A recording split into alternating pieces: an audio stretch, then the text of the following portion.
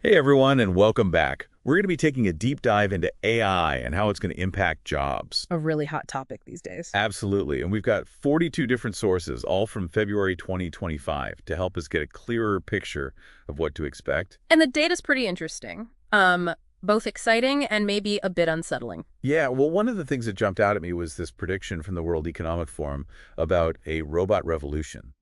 They say 85 million jobs could be displaced by automation by 2025. Yeah, that's a big number for sure. I mean, it can sound scary, but it's important to remember there's more to the story. The same report that says 85 million jobs will be displaced also says 97 million new W jobs will be created. Okay, so it's not that jobs are going away. It's more like the kinds of jobs are changing, Exactly. It's less about robots taking our jobs and more about them, well, taking over certain tasks. like taking over our spreadsheets. Exactly. Think about things like data entry or administrative support tasks that are very repetitive and rule-based. Those are the ones most likely to be automated first. And the pandemic actually sped this whole trend up. Businesses were looking for ways to cut costs and be more efficient. Right, that makes sense. And we're already seeing it happening. Like, Yeah. think about self-checkout kiosks at the grocery store. Oh, yeah, for sure. Just last year, over 217,000 of those were installed globally. And by 2029, there could be 2 million. And it's not just supermarkets either. It's mobile ordering at restaurants, online shopping, even things like scheduling appointments. Yeah. Automation's really changing how we interact with businesses across the board. So fewer cashiers, maybe fewer customer service reps. But what about the people who design these systems? Yeah. Like, who programs the chatbots or keeps all those robots running? That's the big question, right? As some tasks become automated, it opens up new opportunities and fields related to, developing and managing these technologies. And it's not just about learning to code either. It's about understanding how these systems work, Yeah. how to troubleshoot them, how to integrate them into businesses. Okay, so we've talked about robots in stores, but what about robots in factories? Over 3 million industrial robots are already out there working in factories worldwide. And that number's only going up. Countries like South Korea and Japan are really leading the charge in adopting robotics. Really? Yeah. In South Korea, almost 1 in 10 manufacturing workers is a robot, and they're especially common in industries like electronics and automotive where you need a lot of precision and speed. So some people worry robots will take jobs, Yeah. but it sounds like those countries are seeing the benefits of automation, like increased productivity and efficiency, maybe even safety. For sure. It's not always about replacing human workers either. Sometimes it's about using robots to help humans do their jobs better and allowing people to focus on tasks that need things like creativity or problem solving. Okay, so we've got robots in factories, robots in stores. What about robots in courtrooms? Well, not robots exactly, but AI is definitely making a splash in the legal world. Platforms like Kira Systems can speed up contract review by something like 90%. 90%. Wow, that's amazing. How does it even work? Basically, Kira uses natural language processing and machine learning to go through tons of legal documents. It can pull out important clauses, spot potential risks, and even find inconsistencies.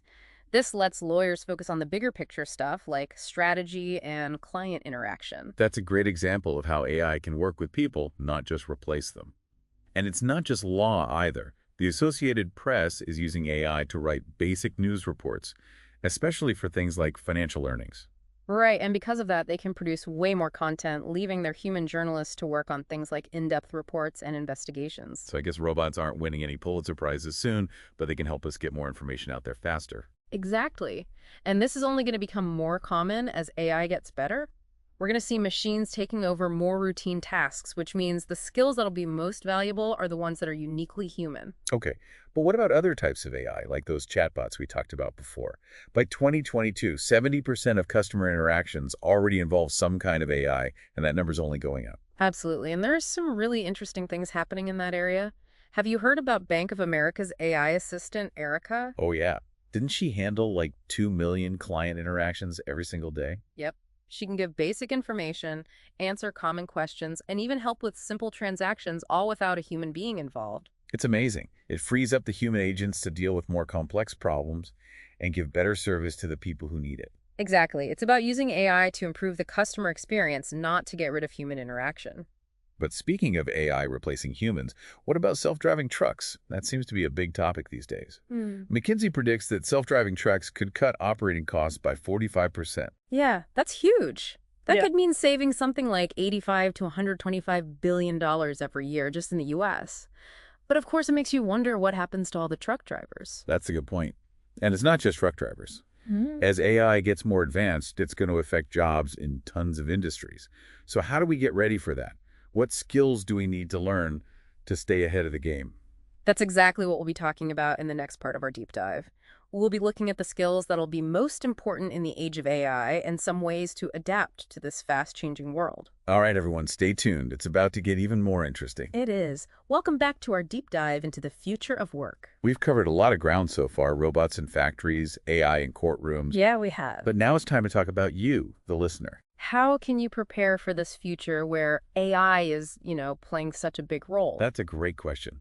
How do we get ready for that? Well, the good news is you don't need to become a robot yourself. Okay, good. In fact, the skills that'll be most valuable are the ones that are, well, uniquely human. All right, so what are those uniquely human skills everyone's talking about? Think about things like critical thinking or creativity, complex problem solving, emotional intelligence, and the ability to collaborate and communicate well.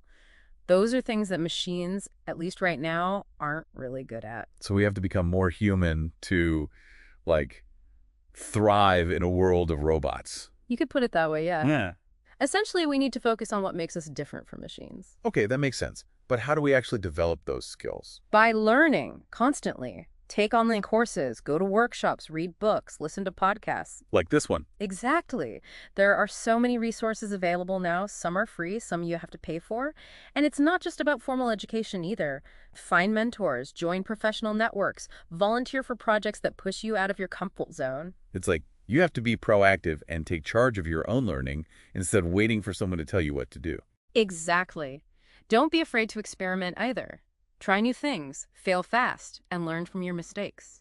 The more you put yourself out there and try different ways of thinking, the more adaptable and resilient you'll become. That's good advice. But change can be scary, you know? How do we get over that fear of the unknown and really embrace what the future might hold? Fear is natural. It's how we react to change. But it doesn't have to stop us in our tracks. The first thing is to just acknowledge the fear and then try to see it as a chance to grow. Instead of thinking, oh no, robots are going to take my job, think, how can I use this to my advantage? So instead of being afraid of AI, we should see it as a tool that can actually help us reach our goals. That's the idea. And it's not just about each of us surviving on our own, it's about shaping the future of work as a whole. We need to be talking about the ethics of AI, the possibility of bias, and how to make sure everyone has access to education and training. Those are some big, important questions that are going to take a lot of collaboration to figure out. Definitely. We need to work together to make sure the future of work benefits everyone, not just a select few. That's a powerful message. But these challenges can feel overwhelming. What can we as individuals actually do to make a difference? Start small. Educate yourself. Talk to your friends and family about it. Support organizations that are trying to create a more fair and sustainable future. Every little thing we do can make a difference. It's about taking responsibility for the future and building it together. So we've talked about the skills we need and how important lifelong learning is. But what are some of the big trends happening right now that are shaping the future of work? What should we be paying attention to? Well, one of the biggest things, and something that really took off during the pandemic, is remote work. Yeah, that's changed things for a lot of people. It gives people in rural areas more opportunities and helps those with disabilities or who just prefer to work from home. But it does come with its own set of challenges, too. Oh, yeah, definitely. Things like work-life balance, making sure people have the right technology and resources, and figuring out how to build good relationships with colleagues when you're not in the same place. So it's about finding that sweet spot, figuring out what works best for you and the people you work with. Right.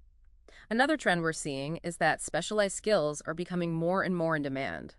As automation takes over routine tasks, the value of human expertise in specific areas is only going to increase.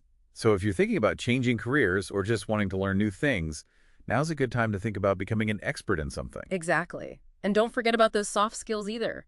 Things like communication, collaboration, and problem solving are important no matter what you do, and they're becoming even more important as technology keeps changing.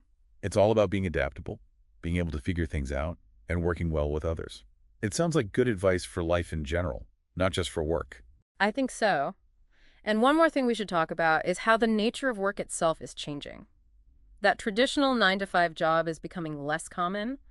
More and more people are choosing to freelance, work on contracts, or start their own businesses. That's the gig economy, right? We talked about that a bit earlier. Yeah, exactly. It's a trend that's growing fast. Mm.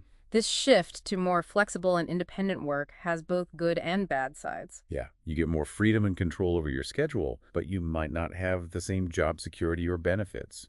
It's a trade-off. It is, for sure. Hmm. And you really need to think about the pros and cons before making any big decisions about your career path. So what's the bottom line here? What do people need to do to be ready for the future of work? The future of work is, still being written. It's uncertain, but it's not set in stone. We can shape it through the choices we make, the things we do, and how willing we are to adapt and learn.